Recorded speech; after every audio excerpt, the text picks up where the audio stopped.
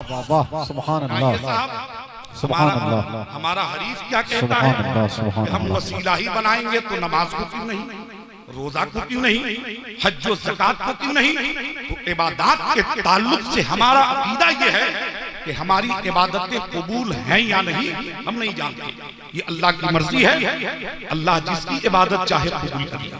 मसलन आप किसी हाजी साहब से पूछिए, जो हाजी साहब लाख 2 लाख 3 लाख रुपए खर्च किए हों, मक्कतुल मुकर्रमा जाकर खाने काबा का तवाफ किए हों, हजरत अस्वद को बोसा दिया, सफा मरवा पे सई की, मिना मुज़दलिफा में क़याम किया, वक़ूफ़ अराफात किया, रमी जमार किया, मदीना शरीफ आए, गुंबद खजरा की ज़ियारत की, रियाजुल जन्नह में नमाजें पढ़ी।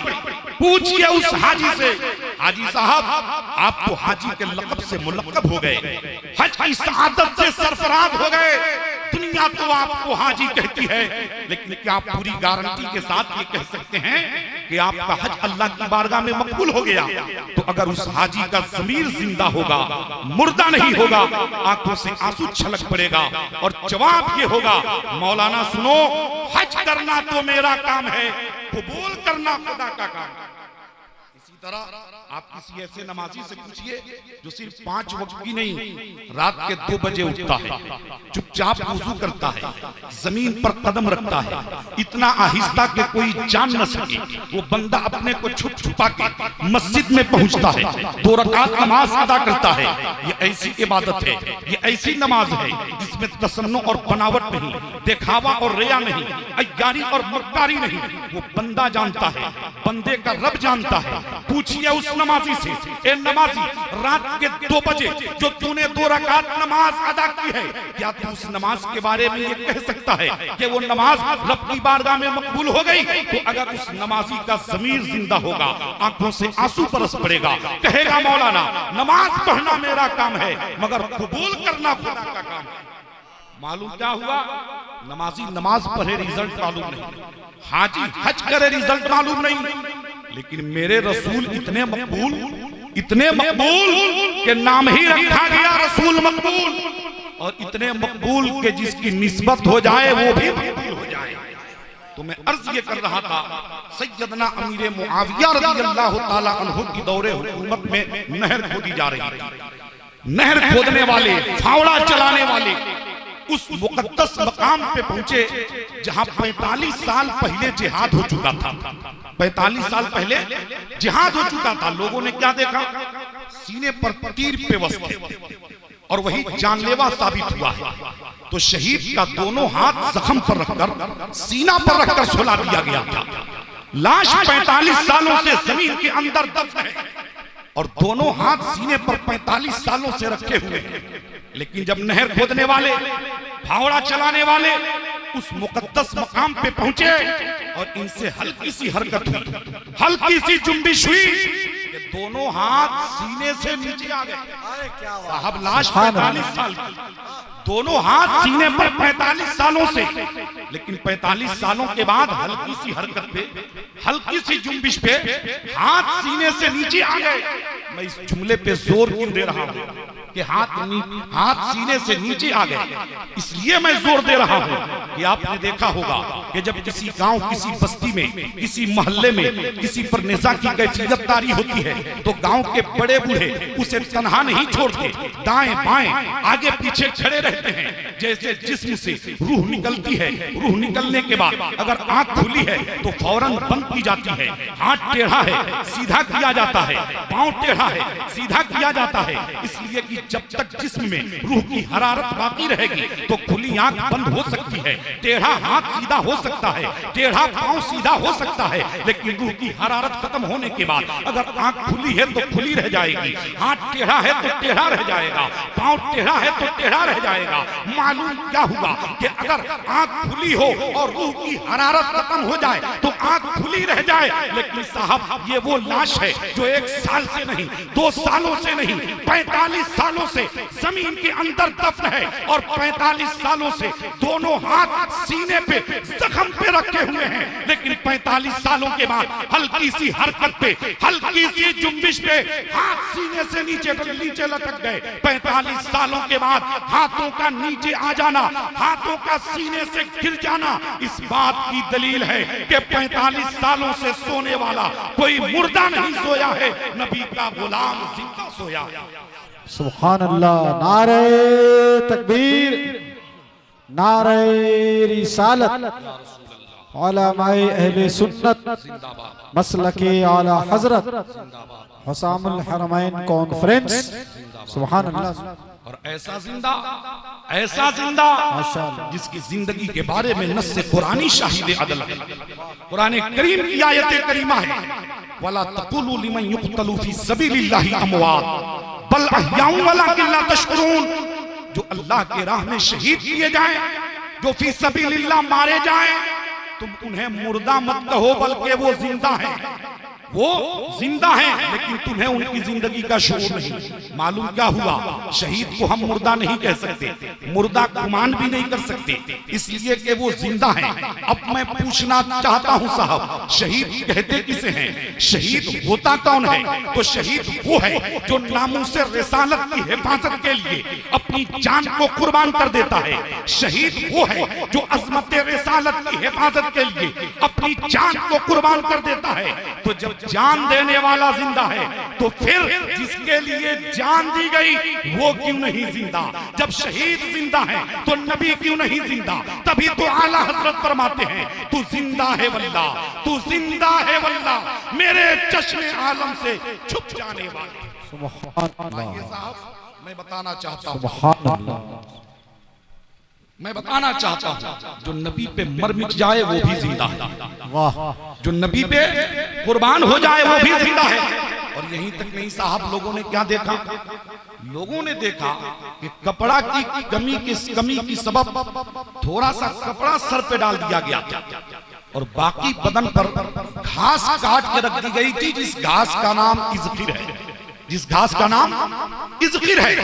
45 सालों के बाद लोगों ने क्या देखा कि जो बदन पे घास रखी गई थी वो ऐसे लग रही थी जैसे अभी अभी जमीन से काट के रखी गई है, अभी अभी जमीन से अलग करके रखी गई है। मैंने आलम तसव्वुर में उस घास से पूछा, ये घास तेरी हकीकत सिर्फ और सिर्फ इतनी है कि अगर तुझे जमीन से अलग कर दिया जाए तो तू हफ्तों में सड़ जाती है, गल जाती है, मिट्टी बन जाती है, खाद बन जाती है। लेकिन 45 सालों का जमाना गुजर गया और तू तो ऐसे लग रही है जैसे अभी अभी जमीन से काट के रखी गई है, अभी अभी जमीन से अलग करके रखी गई है। तो उस घास ने अपने खामोश अदाओं में जवाब दिया, मौलाना सुनो सुनो, हमें भी सड़ जाना चाहिए, हमें भी गल जाना चाहिए, हमें भी मिट्टी हो जानी चाहिए, हमें भी खाद बन जानी चाहिए, मगर बात ऐसी है कि हमने एक ऐसे जिंदा के कदम को चूम रखा है जो खुद भी जिंदा है और हमें भी जिंदगी बांट रहा है। मालूम क्या हुआ साहब? हमें जिंदगी वो देगा जो खुद जिंदा हो, और सिर्फ जिंदा ही नहीं, जिंदगी का सरमाया रखता हो। उर्स की तकरीब है साहब, ये अल्लाह वाले कौन हैं?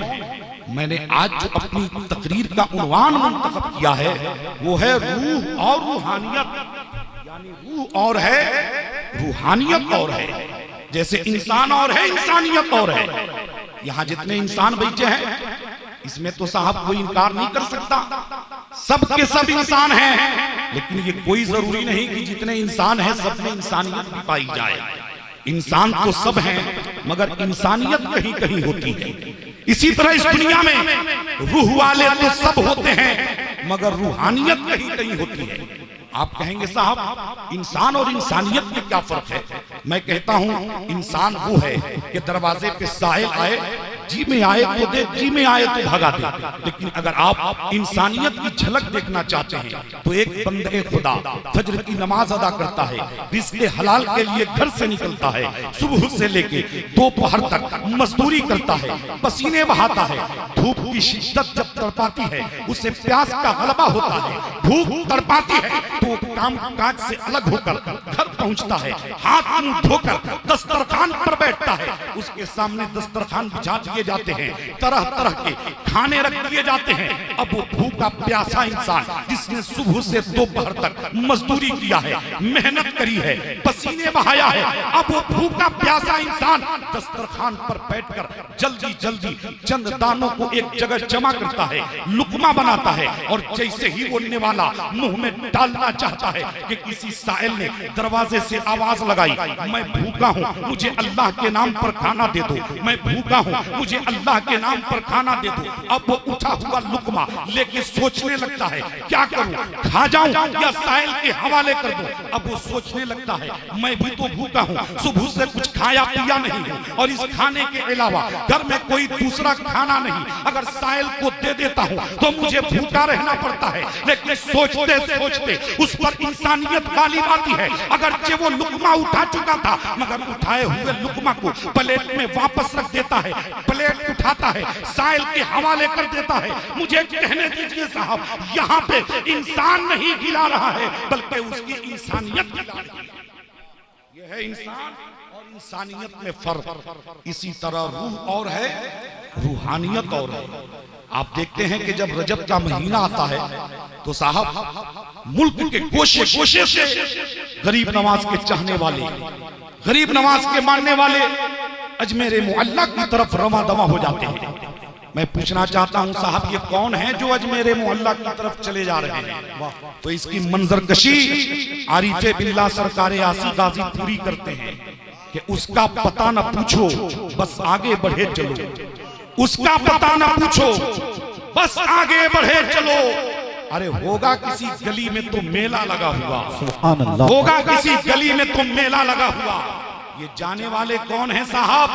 तो जो अजमेर मुअल्ला की तरफ जा रहे हैं वो रूह वाले हैं, और अजमेर का वो ख्वाजा जो अपने गुंबद के साये में आराम फरमा होकर मंगतों की मुरादों को पूरी कर रहा है, वही रूहानियत वाला है। तभी तो उस्ताद ज़मन कहते हैं ख्वाजा हिंद वो दरबार है आला तेरा, ख्वाजा हिंद वो दरबार है आला तेरा, कभी महरूम नहीं मांगने वाला तेरा। अब आइए मैं बताना चाहता हूं रूह क्या है, रूहानियत क्या है। तो आप सबसे पहले इंसानी वजूद के नुक्ते आगाज का हल्का फुल्का सरसरी जायजा लीजिए कि इंसान का वजूद क्या है। तो इंसान सबसे पहले माँ के पेट में पानी का चंद नापाक कतरा है। अक्लमंदारा इशारा काफी है। कुछ हफ्ते गुजरते हैं कि वो कतरा खून बनता है, कुछ महीने गुजरते हैं कि उस खून से गोश्त का एक लोथड़ा तैयार होता है, कुछ महीने और गुजरते हैं कि उस लोथड़े से आज़ा नमदार होते हैं। उंगलियां, हथेली, कलाई, बाजू, सीना, शिकम, हाथ, पांव, नाक, कान, जबान, बाल, दांत, यानी सर के बाल से लेकर पांव के नाखून तक मुकम्मल मुजस्समा तैयार हो जाता है। मगर हाल क्या है? माँ के पेट में आंख है मगर देखती नहीं, कान है सुनता नहीं, जुबान है बोलती नहीं, हाथ है हरकत नहीं, पांव है जुम्बिश नहीं। मालूम क्या हुआ? माँ के पेट में आंख है मगर बेकार है, कान है मगर बेकार है, जुबान है मगर बेकार है, हाथ है मगर बेकार है, पांव है मगर बेकार है। माँ के पेट में सब कुछ है मगर सब कुछ बेकार है, इसलिए कि माँ के पेट में सब कुछ तो है मगर उस जिस्म में रूह नहीं है। रूह कब आएगी? जब बच्चा 120 दिन का होगा, 4 महीने का होगा, जिस्म में रूह आएगी। रूह आते ही हाथ में हरकत शुरू हो जाती है, पांव में जुम्बिश शुरू हो जाती है। मालूम क्या हुआ साहब? ये आंख खुद नहीं देखती और इस आंख का ढेला नहीं देखता, बल्कि आंख के झरोकों से रूह झांकती है। ये कान खुद नहीं सुनता, कान के पर्दे पर रूह की पहरादारी है। अगर इस जिस्म में रूह है तो जिस्म बाकार, और रूह नहीं है तो फिर ये जिस्म बेकार। नारे तकबीर, नारे रिसालत, उलमाए अहले सुन्नत हजरत अल्लामा डॉक्टर जाकिर हुसैन साहब गियावी हुसामुल हरमैन, आप भी खड़े हो जाइए, खड़े हो जाइए। खलीफा हुजूर और से मिल्लत हिंदुस्तान गिर शोहरत का मालिक अजीम शान खतीब हजरत अल्लामा डॉक्टर जाकिर हुसैन साहब गियावी की आमद हो चुकी है। सुभान अल्लाह। आप तमामी हजरात बल्कि हम सब लोग खुश नसीब हैं, खुशकिस्मत हैं कि आपके खिताब को समात करने का मौका और शरफ दस्तयाब होगा। अल्हम्दुलिल्लाह।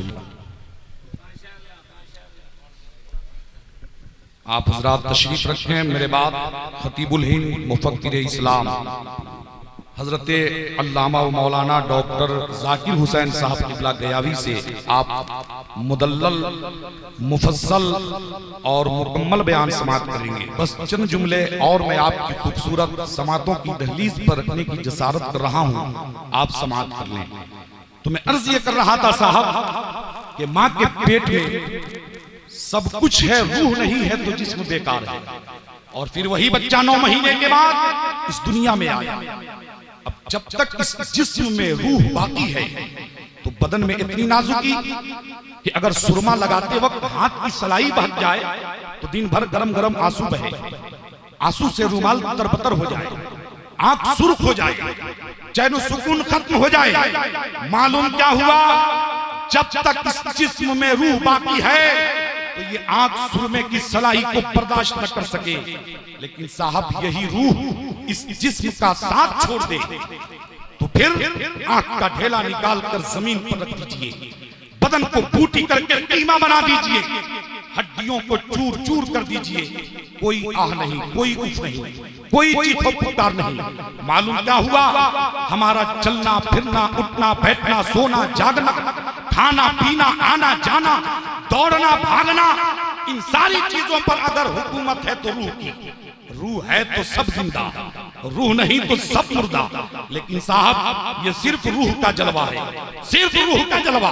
अगर आप रूहानियत की जलवागिरी देखना चाहते हैं तो मैं पूछना चाहता हूं साहब, रूहानियत की जलवागिरी ये है कि रूह आने के बाद ये आंख देखती है, मगर क्या ऐसा देखती है कि खवासपुर से दिल्ली देखे और दिल्ली से सिवान देखे तो आप कहेंगे मौलाना ऐसा नहीं होता। रूह आने के बाद आंख देखती है मगर अपने महदूद हल्के में देखती है, ज्यादा से ज्यादा 1 किलोमीटर देख सकती है, वो भी उस वक्त के बीच में कोई पर्दा ना हो, दीवार ना हो, पेड़ पौधे ना हो, तो ये आंख 1 किलोमीटर से 2 किलोमीटर तक देख सकती है। मैंने कहा कि रूह आने के बाद ये कान सुनता है तो क्या ऐसा सुनता है कि ये सीवान से लखनऊ की बात सुने और लखनऊ से खवासपुर की बात सुने? आप कहेंगे मौलाना ऐसा भी नहीं होता। रूह आने के बाद ये कान सुनता है मगर अपने महदूद हल्के में सुनता है। मालूम क्या हुआ? इस आंख का देखना और इस कान का सुनना कुछ फासलों तक महदूद है। लेकिन आइए मैं बताना चाहता हूँ,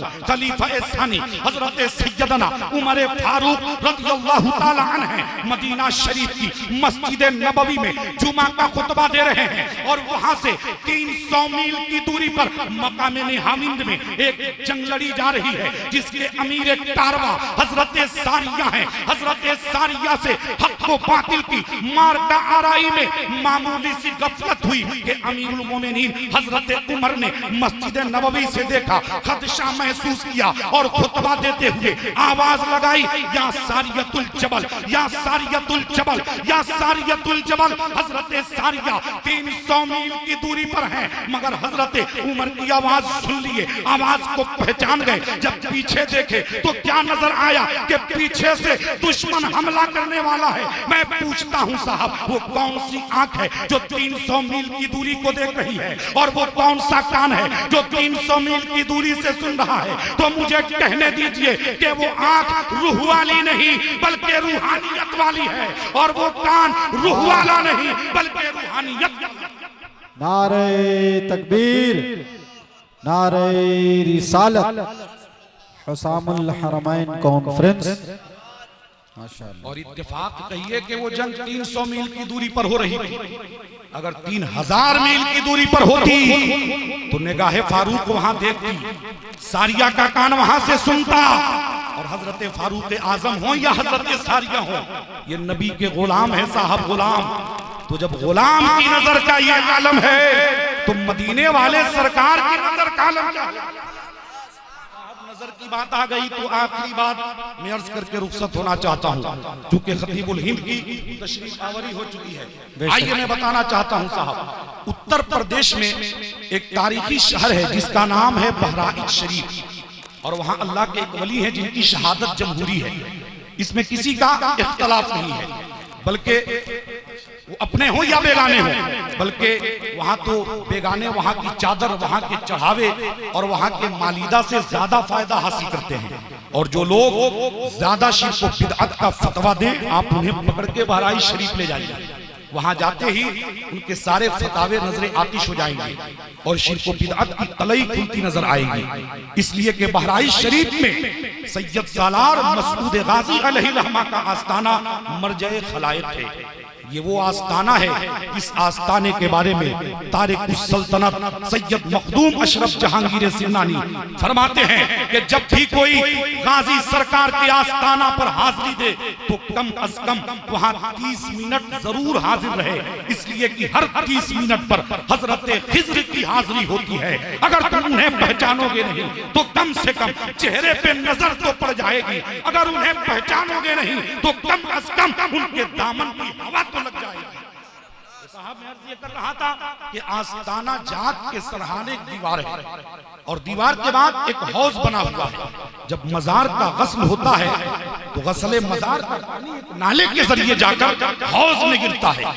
इधर गुस्ल का पानी हौज में गिरता है कि उससे पहले गाजी सरकार के करीब सैकड़ों कोढ़ी, जिन्हें कोढ़ का मर्ज होता है, वो लौ लगाए खड़े रहते हैं। इधर नाले के जरिए पानी गिरता है कि इधर अनगिनत कोढ़ी या गाजी सरकार का नारा लगाकर हौज में छलांग लगाते हैं। और जब गुस्ल करके बाहर निकलते हैं तो देखने में क्या आता है कि हर साल 7 या 8 कोढ़ी शिफायाब हो जाते हैं, उंगलियां बढ़ जाती हैं, नाखून निकल आते हैं, मर्ज दूर हो जाता है, जिस्म तंदुरुस्त हो जाता है। तभी तो शायर कहता है, न हो आराम जिस बीमार को सारे जमाने से, न हो आराम जिस बीमार को सारे जमाने से, उठा ले जाए थोड़ी खाक उनके आस्ताने से, उठा ले जाए थोड़ी खाक उनके आस्ताने से।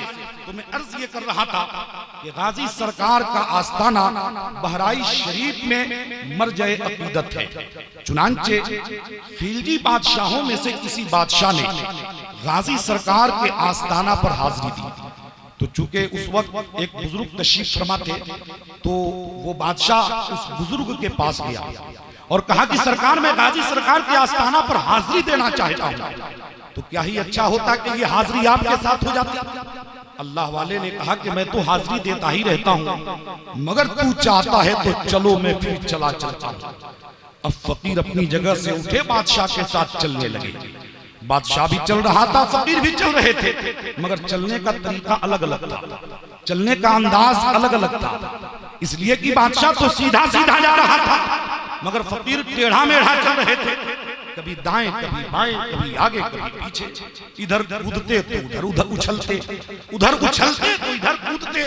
बादशाह को रहा न गया, कहा सरकार रास्ता तो सीधा भी है और साफ सुथरा भी है, तो आप टेढ़ा मेढ़ा क्यों चल रहे हैं, ये दाएं बाएं क्यों भाग रहे हैं। तो फकीर ने मुस्कुराया और कहा कि रुक जाओ। बादशाह रुक गया। फकीर ने सर पे हाथ रखा, टोपी उतारी, बादशाह के सर पे रख दी, कहा नीचे देख। अब जो बादशाह नीचे देखता है तो जमीन का निचला हिस्सा रोशन हो जाता है। बादशाह क्या देखता है कि जमीन के नीचे शहीदों की लाश ही लाश है, लाश ही लाश है, लाश ही लाश है, गोया नजे शहीदा है। अब बादशाह फकीर का मुंह देखने लगा तो फकीर ने कहा, मियां हम टेढ़ा मेढ़ा नहीं चल रहे थे, हम दाएं बाएं नहीं भाग रहे थे, बल्कि तेरा और मेरा फर्क ये है कि तुम बिन देखे चल रहे थे और मैं देख देख के चल रहा था। ये सिर्फ फकीर की टोपी है। टोपी अगर बादशाह के सर पर रखी जाए तो तबकाते जमीन रोशन हो जाए। तो जिसकी टोपी का ये हाल है, उस टोपी वाले की नजर का क्या हाल होगा, और जब नजर का ये हाल है तो सरापा जात का क्या हाल होगा। निगाहे मर्द मोमिन से बदल जाती हैं तकदीरें, होकर ज़ौक़े यकीन पैदा तो कट जाती हैं जंजीरें। मैंने आयत करीमा पढ़ी, लक़द कान लकुम फी रसूलिल्लाहि उस्वतुन हसना। ऐ लोगों, बेशक तुम्हें रसूलुल्लाह की पैरवी बेहतर है। अल्लाह ताला की बारगाह में दुआ है, मौला तबारक व तआला हमें और आपको कहने और सुनने से ज्यादा अमल करने की तौफीक व रफ़ीक अता फरमाए। तूफान नूह लाने से ए चश्म फाइदा, दो अश्क ही बहुत है अगर कुछ असर करे। अस्तगफिरुल्लाह अस्तगफिरुल्लाह रब्बी मिन कुल्ली दम्बी व अतूबु इलैहि। कलमा शरीफ पढ़ लें, ला इलाहा इल्लल्लाहु मुहम्मदुर रसूलुल्लाह व आखिरु दावाना अनिल हम्दुलिल्लाहि रब्बिल आलमीन। अस्सलाम वालेकुम।